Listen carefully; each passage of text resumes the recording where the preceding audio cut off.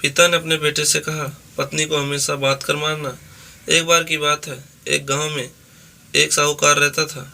वो अपने व्यापार के क्षेत्र में काफ़ी उन्नति कर चुका था, जिसके बदौलत उसके पास धन संपत्ति किसी भी चीज़ की कोई कमी नहीं थी। लेकिन एक बात उसे खाई जा रही थी कि मेरे मरने के बाद मेरा बेटा अपना जीवन कैसे संभालेगा, क्योंकि उसका बेटा दिमाग से बिल्कुल नासमझ था। उसे बाहरी दुनिया की बिल्कुल भी समझ नहीं थी। कुछ दिन बाद साहूकार का स्वास्थ्य खराब रहने लगा। अब उसे महसूस हो गया था कि उसकी मृत्यु किसी भी क्षण हो सकती है। तब उसने अपने नासमझ बेटे को बुलाया और उसे अपना जीवन संभालने के लिए 4 बातें सिखाई। पहली सीख, बेटा जब भी काम पर जाना तो छाँव में जाना और छाँव में ही घर वापस आना। दूसरी सीख, घर के चारों तरफ चमड़ी की बाउंड्री करवाना। तीसरी सीख, हमेशा मीठा भोजन करना। चौथी सीख, पत्नी को हमेशा बात कर पीटना। बेटी को 4 बातें सिखाते ही साहूकार जी स्वर्ग सिधार गए। अब बेटे ने अपने पिता की 4 बातें अपने जहन में बिठाई और एक नई जिंदगी की शुरुआत करने लगा। जब उसका काम धंधे पर जाने का समय आया तो उसे अपने पिता की बात याद आई कि पिता ने कहा था, कभी भी काम पर जाना तो छाँव में जाना और छाँव में ही वापस आना। चूँकि पैसों की कमी थी नहीं, इसलिए उसने यह बात याद करके अपने घर से ऑफिस तक एक बहुत बड़ा टेंट लगवा दिया ताकि धूप से बच सके। पिता की ही बात याद करके अपने घर के चारों तरफ भैंस की चमड़ी की बाउंड्री करवा दी, जिसकी बदबू से आसपास के पड़ोसी दुखी होने लगे। लेकिन पिता की बात तो माननी होगी। प्रतिदिन अपनी घरवाली से भोजन में केवल मीठा चीज़ बनवाता, जैसे हलवा, खीर आदि।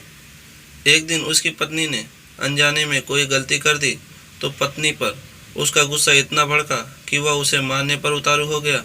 लेकिन उसे फिर अपने पिता की बात याद आई कि पत्नी को हमेशा बात कर पीटना। यह बात याद करके उसने अपनी पत्नी को रस्सी से बांध दिया और जैसे ही उसे पीटने के लिए लाठी उठाई, पत्नी ने गुस्से में कहा, रुक जाना समझ, अब मैं बताती हूँ तुम्हारे पिता की 4 बातों के सही अर्थ क्या हैं। तब उसकी पत्नी उसके पिता की 4 बातों के सही अर्थ समझाना शुरू करती है। पहली बात, काम पर छाँव में जाना और छाँव में ही आना। इसका अर्थ है प्रतिदिन काम पर सूर्योदय होने से पहले जाना और सूर्य अस्त होने के बाद घर वापस आना, ताकि अपने काम में इतना व्यस्त हो जाओ कि बाहरी दुनिया के मोह माया से दूर रह सको। लेकिन तुमने तो घर से ऑफिस तक टेंट लगवा दिया ताकि तुम धूप से बच सको। क्या यह उद्देश्य था तुम्हारे पिताजी का?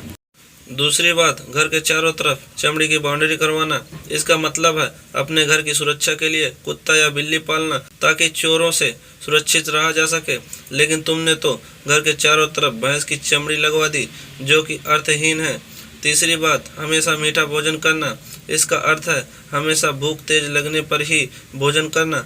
इससे एक सूखी रोटी भी मीठे भोजन के समान संतुष्टि देती है। जब किसी को बहुत तेज भूख लगती है तो वह यह कहकर भोजन का अपमान नहीं करता कि ये तुमने क्या बना दिया, भला ये भी कोई खाता है। यह तुच्छ लोगों के काम होते हैं और तुम प्रतिदिन मुझसे मीठा भोजन बनवाते हो, जो मनुष्य को गंभीर बीमारी की ओर ले जाता है।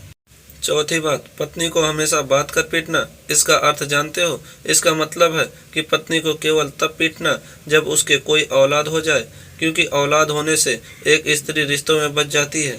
जब तक किसी स्त्री के औलाद नहीं है तब तक वह स्वतंत्र है। अगर उसकी आज़ादी छीनने की कोशिश करोगे तो वह अपने स्वतंत्र मन से कहीं भी उड़ सकती है। उसकी पत्नी इतने दिनों से मौन इसलिए थी क्योंकि वह अपने पति के नासमझ दिमाग को भली भांति जानती थी। इसलिए उसने अपने पति को उसके हाल पर छोड़ दिया, करने दो जो करता है। लेकिन नौबत जब सच में उसके ऊपर आ गई तो वह भड़क उठी और उसे अपनी चुप्पी तोड़नी पड़ी। दोस्तों, अगर यह कहानी आपको पसंद आई हो तो लाइक एंड सब्सक्राइब करें और आप इस कहानी पर क्या राय है हमें कमेंट करके ज़रूर बताएं।